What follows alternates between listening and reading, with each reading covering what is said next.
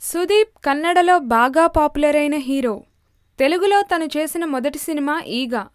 ఇందులో తను పోషించింది విలన్ పాత్ర అయినప్పటికీ రాజమౌళి దర్శకత్వంలో నటించడంతో తెలుగులో కూడా మంచి పాపులారిటీ వచ్చింది.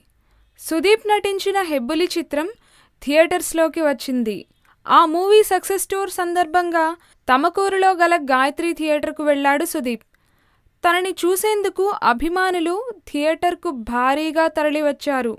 వారిలో శశిధర్ అనే వ్యక్తి కూడా ఉన్నాడు. అతను సుదీప్కు వీరాభిమాని. శశిధర్ సుదీప్ను చూసి అతనికి షేక్ హ్యాండ్ ఇచ్చి కౌగిలించుకున్నాడు. ఎంతో ఉప్పొంగిపోయాడు.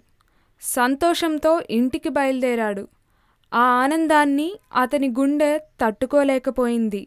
మార్గమధ్యలోనే గుండెపోటుతో ప్రాణాలు వదిలాడు. తన అభిమాన హీరోని కలుసుకోవాలని కల నెరవేరిన రోజునే ప్రాణాలు కూడా విడిచాడు. ఈ వీడియో మీకు నచ్చినట్లయితే లైక్ చేయండి, షేర్ చేయండి. మరిన్ని అప్డేట్స్ కోసం మా జనహితం టీవీని సబ్స్క్రైబ్ చేయడం మాత్రం మర్చిపోకండి.